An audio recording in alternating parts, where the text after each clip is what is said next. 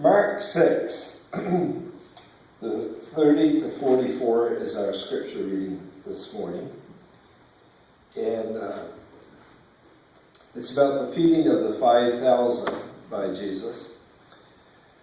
Although I don't want to look at this passage so much at the miracle part today, but at another way of learning from it, if you will. But it is the only miracle that Jesus performed that's recorded in every gospel. Matthew, Mark, Luke, and John. There's lots of other miracles, but none of them are recorded in all four gospels. The apostles gathered around Jesus and told him all that they had done and taught. Come back from going off and doing some work. And he said to them, "Come away to a deserted place all by yourselves and rest a while."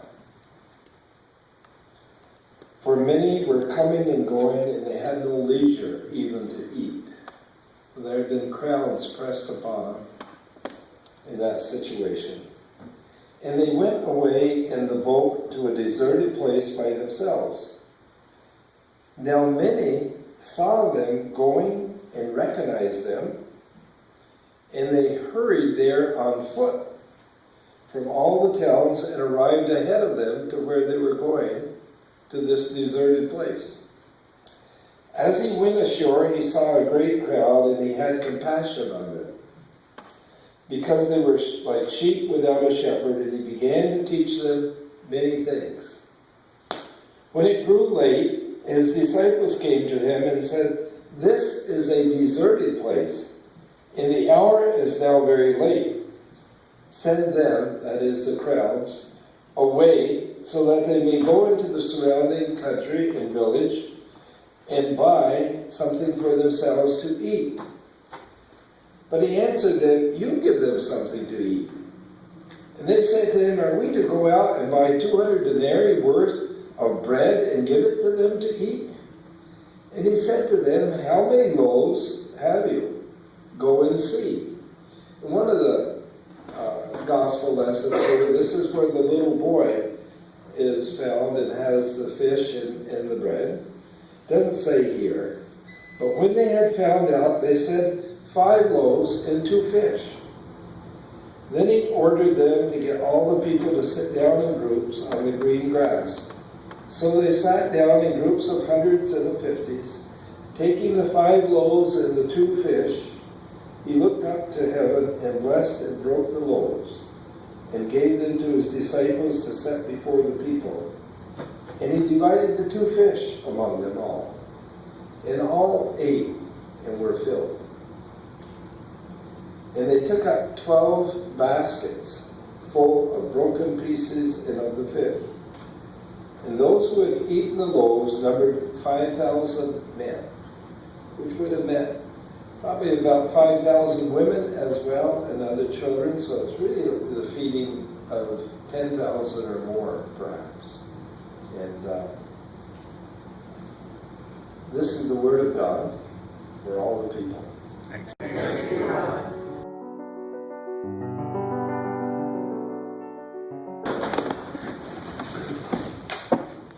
Now may the words of my lips and the meditations of all of our hearts be acceptable in thy sight. O Lord, you who are our rock and our Redeemer. Amen. Several years ago, a song came out with the lyrics in it, "I never promised you a rose garden. Along with the sunshine, there's got to be a little rain sometime." That song was oftentimes quoted when it had come out by different people in one of the churches that I was serving at that point. There was a number of setbacks among some of the people. And someone would say, "Well, we never were promised a rose garden. There is a little rain in there sometime." And today, and fitting, it's not exactly sunshine out. There's a little bit of rain. But it really was a reminder, the song was, that we all have difficulties, that there are things that happen that are not always easy to deal with. Sometimes sudden surgery we hadn't counted on, a diagnosis we didn't want to hear. Sometimes something just happens, boom, and we have a major setback financially.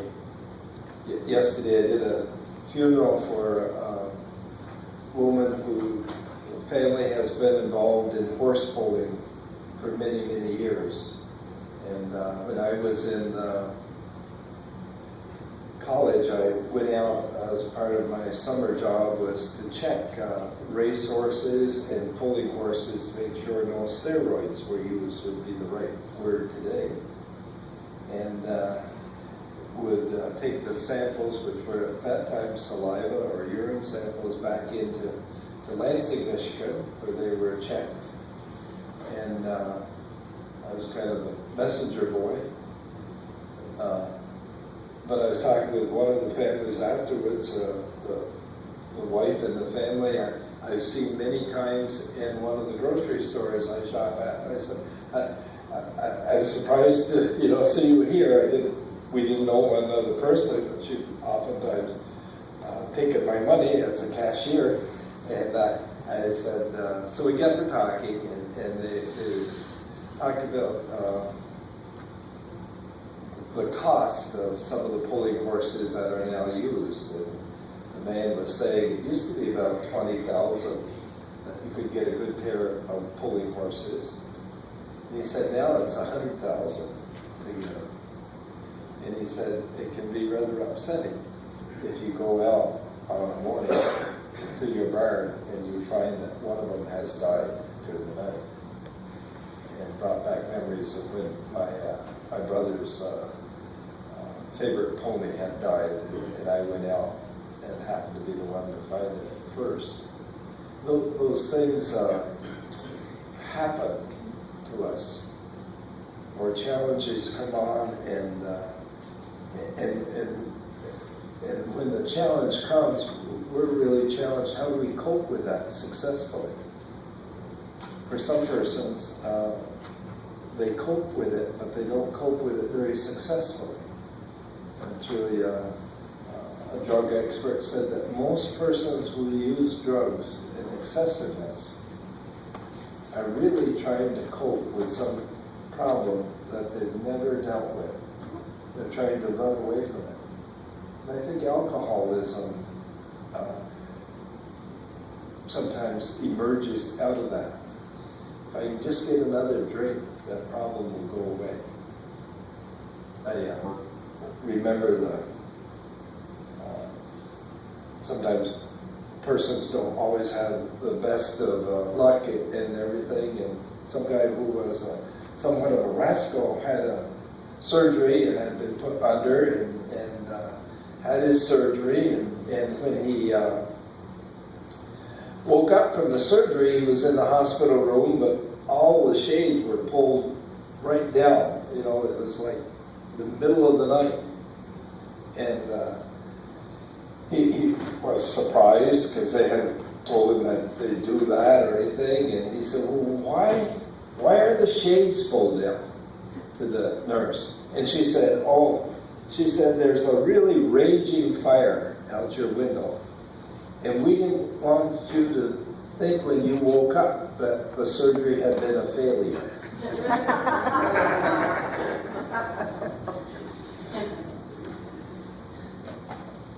Well, John Claypool, a noted preacher, tells of a time when as a child he wanted to get away from the cold bug that he had. He had a flu that was coming down and a cold, and so he began to run around the house. Ran, because he didn't want to have the germs catch him, in a sense. And when he finally slowed down, exhausted, his mother explained to him, John, you can't run away from the germs. They're all over the place.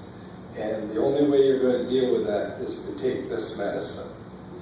And there are times when that medicine has to be taken. And the disciples in this story, nobody was looking for a problem. Jesus wasn't, or anything else. They were all tired. Jesus said, let's go away and rest for a bit. Let's get away. Kind of like going on vacation.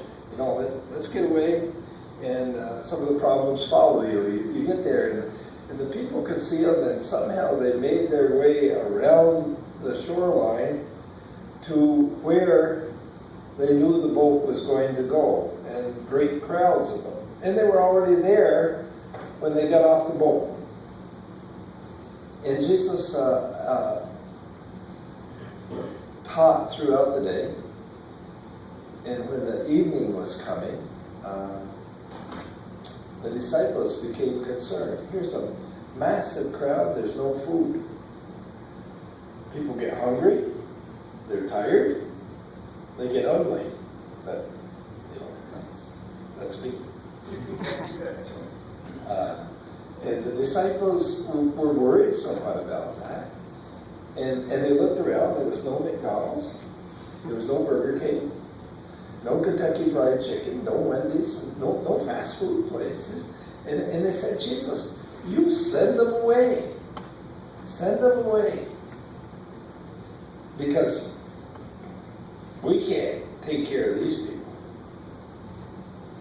And Jesus models for us, I think, a way of dealing with any crisis that comes to us. He doesn't encourage sending them away. He follows certain steps, we might say. First thing he does is he looks at the problem head on and takes it on. What's the issue that we have here? Well, you have a lot of hungry people, Jesus. Well, why don't you feed them? We don't have the money. It's going to cost a lot. But he doesn't say, well, then let's just send them away to try to get the problem out of there. In hockey, a hockey match begins with what they call the face-off. It happens many times during the game, but there's a face-off. The puck is dropped down, and the two opposing players begin to try to control the puck to one of their own team.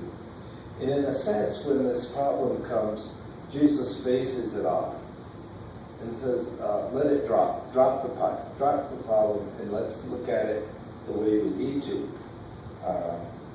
And that's the way for Jesus was not a way around something, but the way through something. And how many times in my life have I tried to go around something if it's a problem, rather than face it and try to go through it? And to acknowledge that life is not a rose garden, but there's rain in it sometime. We may wish that it was a rose garden, but it's not. And to enter into the fray and to face it head on. And the second thing that Jesus did there was to look at the resources that they had. He said, what have we got? If we're going to face this problem, what have we got? And they said, well, we don't have much. And depending on the gospel story that you read, they ended up with 5 loaves of bread and 2 fish. And for the disciples, they looked at the enormity of the problem, and Jesus looked at what the resources were that they had. And how do you take the resources that you have to face something and to deal with it? And that's a key there for them. Recently, I was in a conversation with a clergy member of this conference, and in the church that she's serving, it's 45 years old, I think the church is, roughly. And almost from the day that it began, they rented out a certain section of their church to a daycare center, or to a kindergarten, but a daycare type center. And over the years, they've experienced a regular income, about $9,000 to $11,000 a year from renting it. That's be close to $1,000 a month, but I think there's a month or two where it's closed. And the church has depended on that pretty heavily during all that time. In her tenure there as the pastor, when she came, the church was very much caught up in money issues. How do we get enough money to do this? How do we get enough money for this? And she said it seemed to be the mindset of it. She'd been there roughly 7 or 8 years. But during that time, I'd really focused on what about your personal relationship with Jesus? What about your personal relationship with God? And more on the spiritual side, still doing a lot of mission work and activities in the community, but really had taken the emphasis off that, time to give, all that issue. And she had to share in the last month with the church council. We've just received notice that as of the end of May, the rental will be over. The people are closing their doors, for they don't have enough registrants to continue. And so we'll no longer have that income, and explained it. She said, I was waiting for the shoe to hit the floor, in a sense, that people would say, alas, what are we going to do? How are we going to handle that? That's a big hunk of money that we have depended on. And she said there wasn't one response from anybody on the church council of that nature. They all acknowledged it would be a loss. But she said it was amazing. People said, well, we've often thought, how could we use those rooms for the life of the church in creative ways and in other ways. And she said those were the ideas that bubbled up. This is an opportunity and not a problem, I guess would be the way. And that's almost how we have to face any issue when it comes to us, is what opportunity is there here for us when suddenly we have that setback. Jesus in his story reminds us that what blindness it is to any situation to look at it without the idea that God is present in it as well. And the nature of God that Jesus teaches us is not one who's out to put a noose around our neck, but is there to open doors for new opportunities, to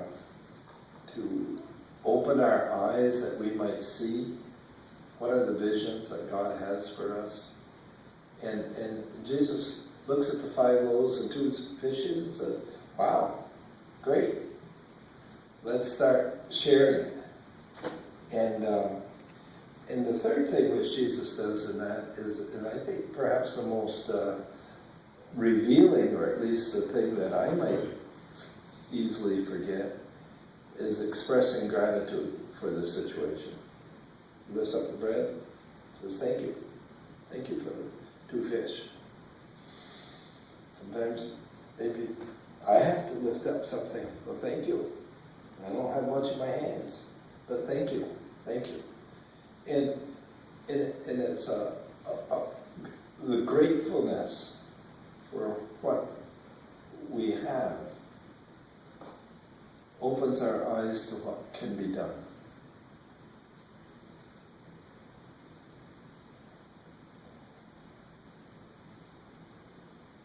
I was reading this morning about some guy who said, I've changed brokers.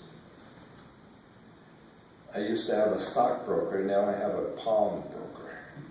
Things have gone poorly. And but it was said in a way that you were able to chuckle at. And sometimes that's all we can do. We can express gratitude, but sometimes laughter isn't the most horrible thing in the world. This week I was working hard trying to get something done on my computer. I have a love-hate relationship with my present computer. And it's been tipping over to the latter. So I was anxious to get this thing copied, and it didn't matter how I did it. And I'm sure you've seen that little dot that just likes to go around and around and around and around and around. And you wait and wait and wait. Won't that dot stop? So then you hit something else, which probably means it's going to go on forever. So I turn the computer off, start over from scratch with the thing, get to the same point in the program, try to lower the thing, and the dot would come around and around. And I said, this is really fun, God. Or something like that. And then I said, well, fortunately we have another computer, or have a laptop. And I went up and did that, and it went well. And so I said, okay, I'll send it down to the printer. So I send it to the printer. I was doing a double-sided thing, and then the thing comes up that it has stopped printing, jammed. So I go down, and it is really jammed, and the paper tears where it doesn't need to be torn, and I work on that quite a while, tweezers and everything else, and then I figured out some way that gets it released, and finally got the thing printed. But by that time, it was too late to do with it what I wanted to do in life. And I thought, oh, Carol, you're just practicing your sermon. God never promised you a rose garden. You know, sometimes there's rain in it. Sometimes, and that happens. Sometimes that button goes around and around and around. And Laura said to me, she said, you're having a lot of fun with your computer, aren't you, this week? Because I had been trying to do something else with it earlier and didn't have any luck. And I said, yeah, we have a real good relationship. Well, that last step, though, that Jesus takes us to beyond gratitude is to do something, is to take action. And as you know, I had to look for an alternative to find the other computer to get it. Finally got the thing on jam. But it would have been tempting to just say, not do it, but needed to do it, and it got done. But sometimes when issues come out there in the wilderness of our lives, when things press in on us, like the crowds did on the disciples, is not to look at it like it's the end of the world, but how can we deal with it? And Jesus has a face-off with the issue. You can't run from it. That's no cure. We can't. There are resources, including God, as part of our resources. There's an expression of gratitude we can give. And there's the action of sitting the people down on the ground there and feeding them. And then this miracle ends by sending baskets around to pick up the extra food. And we're we're told that it filled 12 baskets.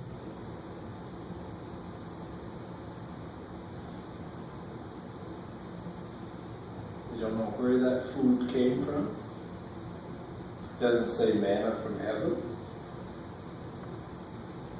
Whether it is when one person shares their food like the little boy did, if this is where they got the 5 fish, or the 5 loaves and the 2 fish, or even the disciples sharing their resources. Sometimes when resources are shared, suddenly someone else says, "Oh, I can share my sandwich too." We don't know. But it filled 12 baskets full. And in John's Gospel it says that was the sign that Jesus gave. And it's the sign that Jesus was the fulfillment of the 12 tribes of Israel. That Jesus was the fullness. 12 is a whole number. That he was the fulfillment of what the people were looking for. Now, I believe Jesus was human and he was divine,